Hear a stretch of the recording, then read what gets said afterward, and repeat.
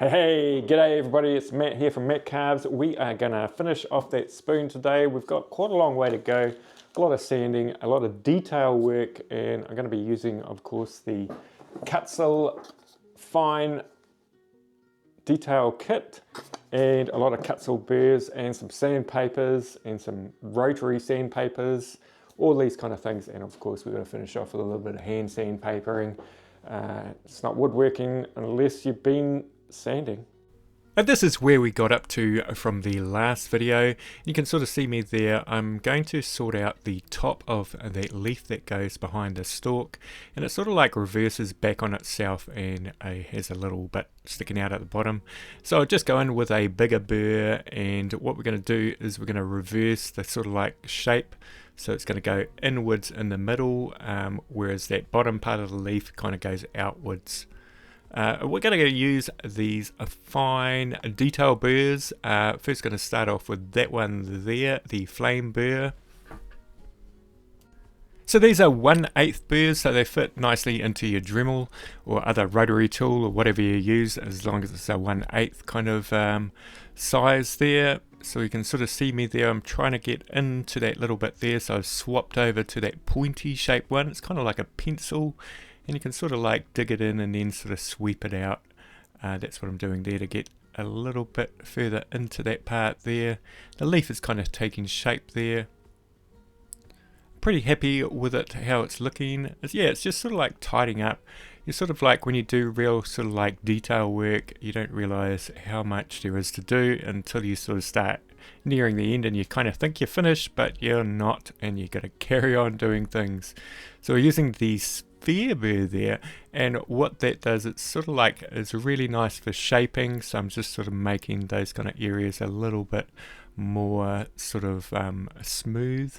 Now, these burrs are never going to replace sandpaper or diamond burrs for the smoothness, but they are great because they take off quite a bit of wood, but still we have quite a lot of control on those small details. This is a diamond burr, and we are just putting in some little details here. Now I've got this attached to a little micrometer. You could have it attached to your Dremel as well. This is called a bowl-shaped burr. And because the reason for that is there's a bowl on the other side. So what I want to do there is I want to make it sort of concave in the inside of that flower, so it gives it a little bit more interest and a little bit more dynamic, you would say. You can sort of see it forming there. And the great ones to use for this would be probably a flame burr. So see me there, I'm sort of like showing you what I'm doing. A flame burr like this one. I tend to go for the fine flame burr once I start doing details. Things getting a little bit thin on this flower, so you don't want to be sort of aggressively carving.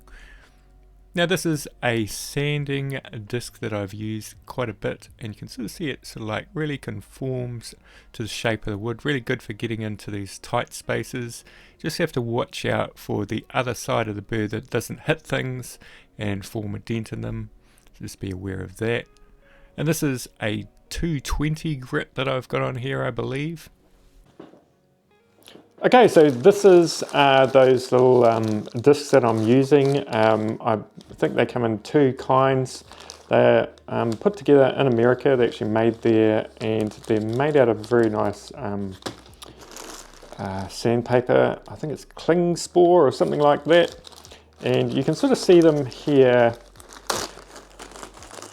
They actually send you like the other parts as well, like the little parts that are cut out in between. I haven't used them yet, but I guess to get into real tiny areas. So you tend to put them on like this. You put on 4, and you'd put them on the mandrel that they send you, and you put them on that way, and then that one, and then that one. So that's, you can sort of see it here like that. And then it's really good when it sort of gets a little bit fluffed up, because it doesn't sort of like leave too many more marks. Because if you got really strong like that, it's going to leave a mark in the wood, and that's why those cuts in there are so good. So if you're making your own, try a bit of an experiment where you can put those cuts in. Got to have quite a firm kind of backing on it though, so otherwise it's going to rip apart. And for parts where you can't really get sandpaper, I use a couple of burrs. I use this burr here, the Dremel, and I also use that flame burr from Master Carver. They're just kind of nice for those little areas that you can't quite get that sandpaper in.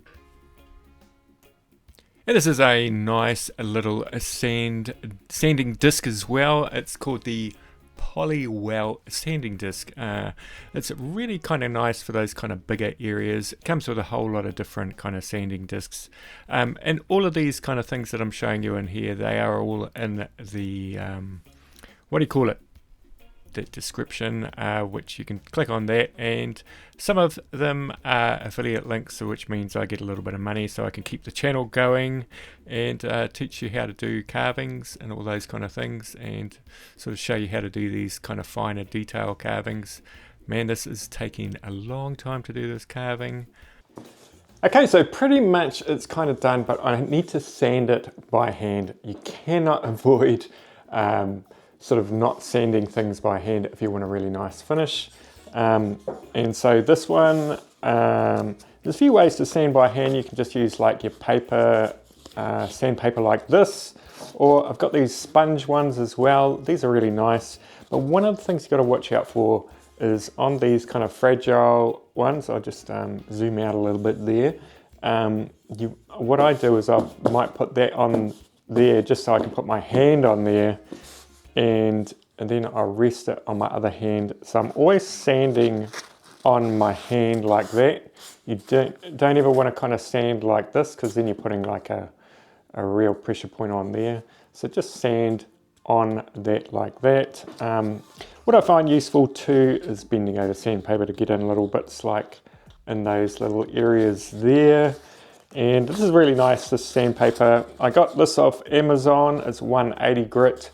There's lots of ones on Amazon. You could probably find it at your local kind of hardware store or anything like that, but you can sort of get in there and sort of like, you can sort of see how it conforms to the shape of it. And yeah, you can sand it like that, sand it on the edge. These bigger areas are really easy to sand. It's the little finicky areas you've got to spend a little bit of time on getting in there, just like that. And just remember, this is 320, but just remember that it's still going to shape your spoon a little bit, so you can smooth things out a little bit more with it. But I tend to go up to about 320 grit for something like this. And there's going to be some areas that are just going to be too hard to sand, like really right into there. And you'd probably just do the best you can with diamond bits, just to get into those really skinny little areas. You can sort of get in there kind of by shaping it there like that and going like that a little bit. But yeah, no, really hard areas to sand. It's got some problem things here. You can sort of see right there. There's a bit of a sort of like a black part in the wood that goes around like that. I was thinking it might actually chip out, but it's actually quite strong. So I'm just going to leave it there. You know, you've got to sort of like embrace the sort of like parts of the wood that aren't perfect. But yeah, this is the finished product, and hey, thank you all for watching. Can't quite get it in the hole up like that, but there you go on its side. I'll oil it in another video, I think. Okay, see you everybody. Bye.